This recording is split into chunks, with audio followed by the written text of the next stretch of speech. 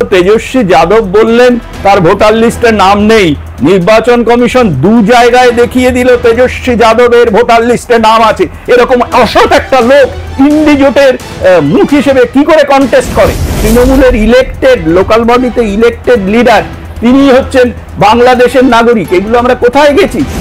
মোদী বিরোধিতা করতে করতে এরা ভারত বিরোধিতায় চলে গেছে। পশ্চিমবঙ্গে গণতন্ত্র নেই, গণতন্ত্রের সমাধি হয়ে গেছে। পশ্চিমবঙ্গে একটা ফ্যামিলি তার তোলাবাজ সাকরেদদের নিয়ে তোলাবাজি করে, এখানে কোনো ইন্ডাস্ট্রি নেই, এখানে কোনো বিজনেস নেই, কিচ্ছু নেই, খালি তোলাবাজি।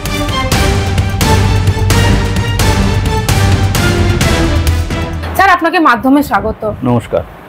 দিল্লিতে নির্বাচন কমিশন ঘেরাও করবে আজকে ইন্ডিয়া জোটে যে সব যারা রয়েছেন তারা, এবং তাদের অভিযোগ ভোট চুরির।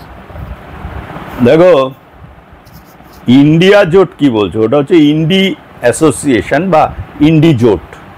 ওরা ইন্ডিয়া লাগাচ্ছে কারণ হচ্ছে কি জানো তো, দেশে একজন মানুষের যে বৈধ সন্তান হয়, সেই মানুষটি মারা গেলে বৈধ সন্তানরা স্বাভাবিক মানে পরিণত বয়সে মারা গেলে স্বাভাবিকভাবে শোক প্রকাশ করে এবং শেষকৃত্যের জন্য তৈরি হয়। কিন্তু তাদের যখন জারজ সন্তান থাকে সেই ভদ্রলোকের, সে সম্পত্তির লোভে বাবা গো করে সেই মৃত বৃদ্ধের গায়ের ওপর ঝাঁপিয়ে পড়ে যে অভিনয়টা করে, ইন্ডিজোট সেই কাজটিই করছে। তারা ইন্ডিয়া নামটি দেখাতে চাইছে একটাই কারণে, তারা ভারতের বিরোধী বলে তারা ভারত নামটা নেবে না, তারা ব্রিটিশের দেওয়া ইন্ডিয়া নামটি নেবে। এক নম্বর, এটা তো পরিষ্কার।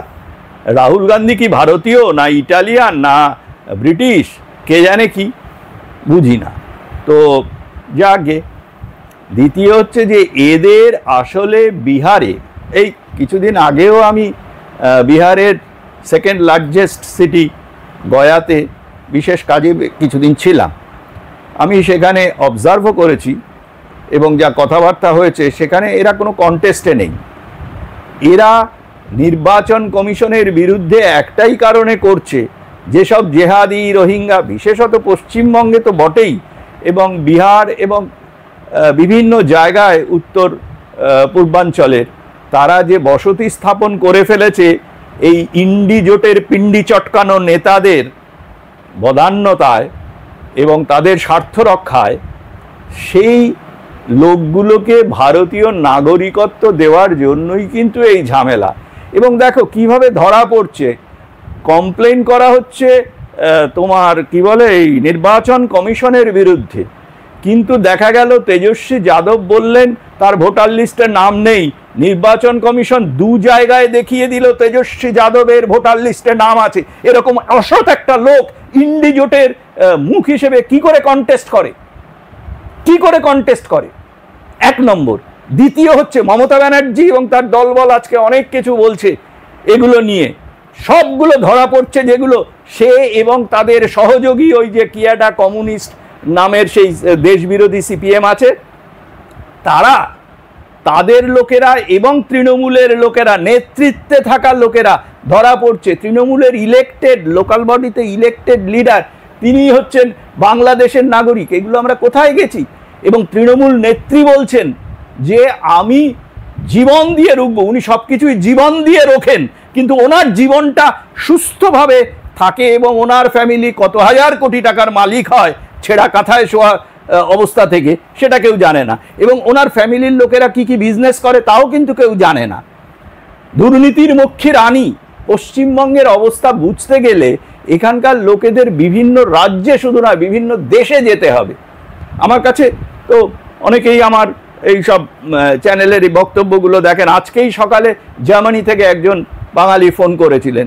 তিনি যখন কাজ করতেন তিনি বাম সমর্থক ছিলেন এবং খুব অ্যাক্টিভ সমর্থক ছিলেন। তিনি আজকে বললেন আজকে বুঝতে পারছি কি অবস্থা দেশের। আমি বললাম তাহলে আপনাদের বোধোদয় হচ্ছে কি এক্সপিরিয়েন্সের পরে? বলে না, তা কেন হবে? দেখুন আমাদের দেশটাকে কোথায় নিয়ে গেছে, আরও নিয়ে যাবে। এখন দেখো এরা বলছে বাঙালি, বাঙালির ওপরে অত্যাচার। আরে যে লোকটা ভালোভাবে বাংলা কথা বলতে পারে না, যে সে বাঙালি কি করে হয়? পশ্চিমবঙ্গে বাঙালি নিয়ে মমতা ব্যানার্জির এত দরদ, হ্যাঁ, তিনি তার রাজ্যসভা লোকসভায় যাদেরকে ইলেক্ট করেন তাদের নাম হচ্ছে সাকেত গোখলে, তারপরে তোমার ওই কি বলে কীর্তি আজাদ, শত্রুঘ্ন সিনহা, ইউসুফ পাঠান এবং তোমার ত্রিপুরার সুস্মিতা দেব, তারপরে ওই যে আরেক অবাঙালির স্ত্রী ওই তোমার কি বলে কি ওই সাগরিকা ঘোষ। তো এরা হচ্ছে ওনার মানে উনি যা বলেন তা করেন না। সবচেয়ে বড় কথা হচ্ছে মুশকিলটা হয়ে যাচ্ছে কি বিহারে তেজস্বী যাদব যে একটা নিজেই অসৎ, দু জায়গায় তার আছে নাম, তাদেরকে মুখ করে পশ্চিমবঙ্গে দুর্নীতির শীর্ষ রানী হয়ে যিনি বসে আছেন তার দলবলের দুর্নীতি তো গ্যালাক্সিতে বিখ্যাত হয়ে গেছে, পৃথিবী তো ছেড়ে দাও। পৃথিবীতে অন্যান্য জায়গার বাঙালিরা কি বলে এই ইন্ডিজোটের পিন্ডি চটকানো নেতারা জানেন? রাহুল গান্ধীর হাতে যে স্টেটগুলো আছে সেগুলো কিন্তু যাবার মুখে।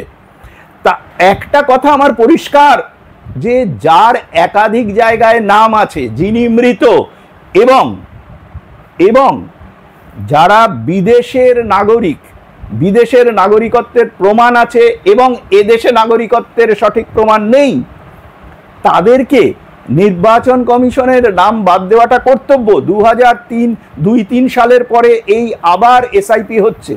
এই এসআইপি গুলো পিরিয়ডিক্যালি হয়। 2002-3 সালে যখন এসআইপি হয় তখন কারা ছিল ক্ষমতায়?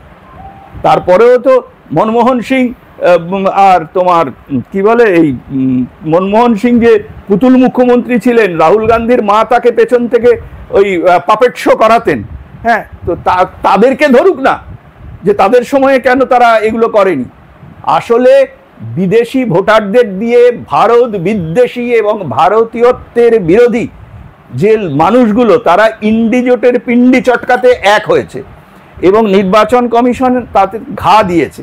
এবং আরেকটা জিনিস বলি, এই যে বংশ পরম্পরায় সব জজেরা জজ হয়, তারা কিরকম জজিয়তি করে আমরা সেই চন্দ্রচূড়ের সময়ই দেখে ফেলেছি।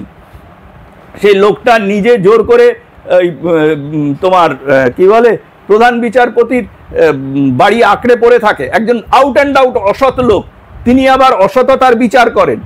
দিনের পর দিন ডিএ মামলা তিনি আটকে রেখেছেন। বিভিন্ন পশ্চিমবঙ্গের রাজ্য সরকারের দুর্নীতি অন্যায়ের পক্ষে যেসব রায় দিতে তিনি পারছেন না সেই মামলাগুলোকে তিনি আটকে রেখেছিলেন।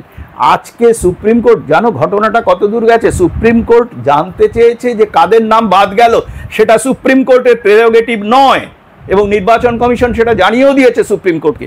এভাবে হলে দেশের আইন অনুযায়ী রাষ্ট্রপতিকে ব্যবস্থা নিতেই হবে, সেটাই নিয়ম। কারণ বিদেশিদের আমরা ভোটার রাখতে পারি না। তাতে যদি রাহুল গান্ধীর প্রমাণ হয় যে সে ব্রিটিশ নাগরিক, তারও নাগরিকত্ব এবং ভোটার হিসেবে বাতিল হয়ে যাবে। ভারতবর্ষের নিয়মেই সেটা আছে। তোমরা যে দেশে আছে সে দেশে গিয়ে থাকো না কেন, তোমরা পাকিস্তানে যাও। অলরেডি পাকিস্তানের একজন সমর বিশেষজ্ঞ অপারেশন সিঁদুর যখন ফুল সুইংয়ে চলছে তখন পাকিস্তানের টিভি চ্যানেলে বসে বলেছিলেন যে ইন্ডিজোটের পিন্ডি চটকানো কিছু নেতা এবং দলের নাম করে, তার মধ্যে রাহুল গান্ধীর দল আছে, মমতা ব্যানার্জির নিজের নাম করেছে, কমিউনিস্টদের নাম করেছে, যে তারা ওদের সঙ্গে আছে, মোদির বিরুদ্ধে আছে। মোদি বিরোধিতা করতে করতে এরা ভারত বিরোধিতায় চলে গেছে। এবং জজেরাও যদি এই দিকে কেউ কেউ যায়, সেখানে পৃথিবীর অন্যান্য দেশে যা করা হয় গণতান্ত্রিক দেশে, এখানেও তাই করা হবে। কিন্তু রাহুল গান্ধী তিনি তো বলছেন এই প্রচন্ড ব্যাপক জালিয়াতি হয়েছে এসআইআর নিয়ে। আরে জালিয়াতি তো প্রথম থেকেই হয়েছে, গান্ধী নামটাই তো জালিয়াতি। তোমরা কি বলছো? শোনো, আমি বলছি ফিরোজ গান্ধী হলো কি করে, ফিরোজ খানটা কি করে গান্ধী হয়? তার বউ ইন্দিরা গান্ধী হয়ে গেল। আবার ইন্দিরা গান্ধীর নাতনি, তার বিয়ে হলো প্রিয়াঙ্কার ভদ্রার সঙ্গে, সে হয়ে গেল ভদ্রা বা ভদ্র অভদ্র কিছু না হয়ে সে হয়ে গেল গান্ধী। গান্ধীটা চেঞ্জ হয় না। মানেকা বলছি, সরি, তোমার সোনিয়া, সে হচ্ছে ফিরোজ খানের কি বলে তোমার ফিরোজ খানের পুত্রবধূ। সে ফিরোজ খানের পুত্রবধূ, কিন্তু তার পুত্রের নাম হয়ে গেল রাজীব গান্ধী আর সোনিয়ার নাম হয়ে গেল সোনিয়া গান্ধী। কেন মাইনে হবে না? তাহলে ইন্দিরা গান্ধীর গান্ধী যদি থাকে এদের, তাহলে সোনিয়ার মাইনও কেন থাকবে না?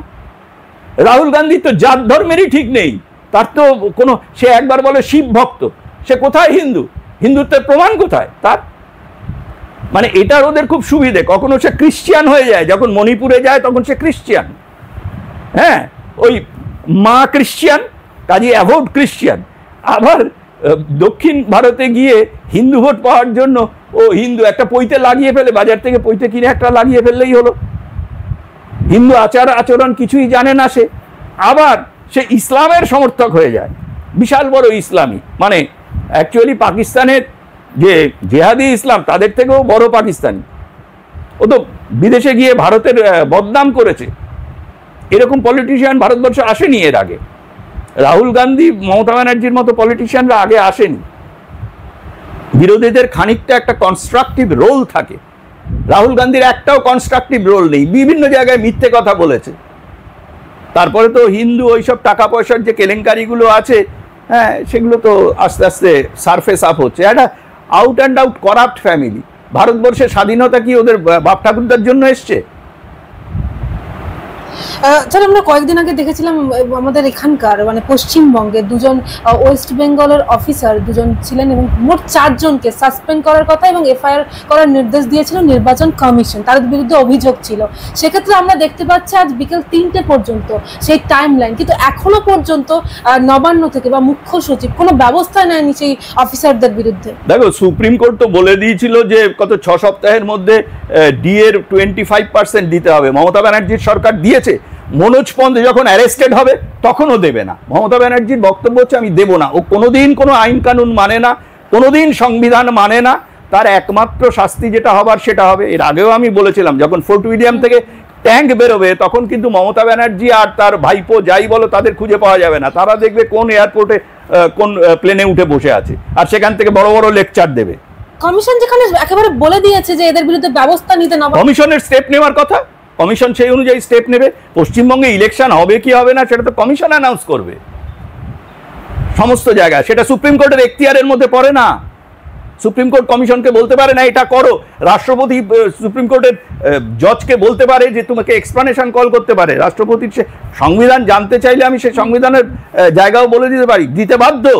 না হলে বলি ইমপিচমেন্টের রাস্তা কিন্তু এখন খোলা আছে।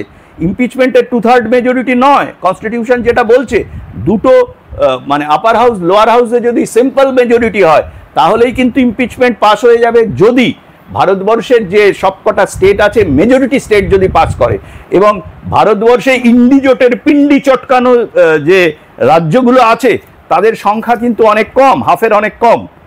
সুতরাং সুপ্রিম কোর্টের জজেরাও যাতে মনে রাখেন যে ওই চন্দ্রচূড়ের মতো অসততা করলে পরে তাদের কিন্তু ইমপিচমেন্ট ফেস করতে হতে পারে। ভারতবর্ষ সংবিধান অনুযায়ী চলবে। ভারতবর্ষের সংবিধান আমাদের কাছে ভগবান গণতন্ত্রে, সেই সংবিধান মেনে কাজ করতে হবে। মমতা ব্যানার্জি মানে না, she will face the consequences. কেন মমতা ব্যানার্জি করছে না সেটা মমতা ব্যানার্জি জানে, আর যারা সেটা করার কথা তা জানে। কিন্তু নির্বাচন কমিশন এখন এমন জায়গায় এসে গেছে, যদি তারা পশ্চিমবঙ্গে এসআইপি না করে তাহলে ভারতবর্ষে গণতন্ত্র একেবারে সলিল সমাধি হয়ে যাবে। আমরা কয়েকদিন আগে দেখেছিলাম মুখ্যমন্ত্রী একেবারে ঝাড়গ্রামের সভা থেকে বলছিলেন যে এই যে অফিসারদের বিরুদ্ধে যে ব্যবস্থা নেওয়ার কথা, সেই প্রসঙ্গে তিনি বলছেন যে একজন অফিসারকেও শাস্তি হতে দেব না, প্রোটেক্ট করবে সরকার, প্রোটেক্ট করবে। ওনার কি অধিকার আছে, সাংবিধানিক কোন অধিকারে উনিও কথাটা বলতে পারেন? উনি কিন্তু পলিসি ডিকটেট করতে পারেন, পলিসি তৈরি করতে পারেন, কিন্তু উনি এক্সিকিউশনের ওনার কোনো ক্ষমতা নেই। কোনো মুখ্যমন্ত্রীর ক্ষমতা থাকে না। আমি বারবার বলেছি উনি সংবিধান জানেন না, উনি অ্যাডমিনিস্ট্রেশন জানেন না, উনি একজন স্বৈরাচারী মানুষ এবং পশ্চিমবঙ্গে টোটাল স্বৈরাচার চলছে। স্যার, আপনাকে শেষ প্রশ্ন, এই যে কমিশনের কথা যদি সরকার না শুনে তাহলে কমিশন ঠিক কি কি ব্যবস্থা নিতে পারে? অনেক কিছু ব্যবস্থা নিতে পারে, সেগুলো নিয়ে কমিশন এখানে ইলেকশন বন্ধ করে দিতে পারে। এবং ইলেকশন বন্ধ করে দিলে যেটা নর্মালি হবে, 5 বছরের পরে তো আর মমতা ব্যানার্জি থাকতে পারবে না, তখন দেখা যাবে। কনস্টিটিউশনাল কোনো ক্রাইসিস হয় না, তখনও লেখা আছে সংবিধানে। আমি সেটা এখন এখানে ডিসকাস করে কি হবে, আমি হাইপোথেটিক্যাল ব্যাপারগুলো করব না। সেখানে অনেক বিজ্ঞ লোকেরা বসে আছেন, সংবিধান অনুযায়ী সেই অনুযায়ী স্টেপ হবে। এই যে এরকম যদি রাজ্যের মুখ্যমন্ত্রী যদি এরকম মন্তব্য করেন, পশ্চিমবঙ্গে গণতন্ত্র নেই, গণতন্ত্রের সমাধি হয়ে গেছে। পশ্চিমবঙ্গে একটা ফ্যামিলি তার তোলাবাজ সাকরেদদের নিয়ে তোলাবাজি করে, এখানে কোনো ইন্ডাস্ট্রি নেই, এখানে কোনো বিজনেস নেই, কিচ্ছু নেই, খালি তোলাবাজি। একটা ডাক্তার এখানে চেম্বার খুলতে পারে না। তার যা টার্নওভার হবে তাতে তৃণমূলের 3টে দলকে সেই টাকার হাফ হাফ করে দিতে হবে, মানে ঘরের থেকে টাকা এনে তিনি তৃণমূলকে টাকা দেবেন, এইভাবেই তো চলছে। তাহলে তো সরকারি অফিসারগুলো তো যারা অন্যায় করছেন তারা তো সাহস পেয়ে যাবেন যদি মুখ্যমন্ত্রী এরকম ধরনের স্টেটমেন্ট দেন। দেখো, আমি এই মুহূর্তে যে চিফ সেক্রেটারি এক্সটেনশনে আছে মনোজ পন্ত, তার সঙ্গে আমি কাজ করেছি, হোম সেক্রেটারি নন্দিনী চক্রবর্তীর সঙ্গে আমি কাজ করেছি, অনেকের সঙ্গেই কাজ করেছি, সেগুলো বড় কথা নয়। আমি জানি এদের দৌড়গুলো, আমি জানি এরা কি অবস্থায় থাকতে পারে। শোনো, অ্যারেস্টের ভয় সবাই পায়, তিহার জেলে যখন ঢুকিয়ে রুলের গুঁতো দেবে তখন বুঝতে পারবে। আলাপন বন্দ্যোপাধ্যায় যে টাকা পুরো ফ্যামিলির থেকে নিয়েছে, আমি তোমাকে বলছি মমতা ব্যানার্জির সরকার যে টাকা দিয়েছে সেগুলো কড়ায় গন্ডায় উইথ ইন্টারেস্ট আলাপনকে শোধ দিতে হবে। আলাপন কিন্তু আজও পেনশন পায়নি।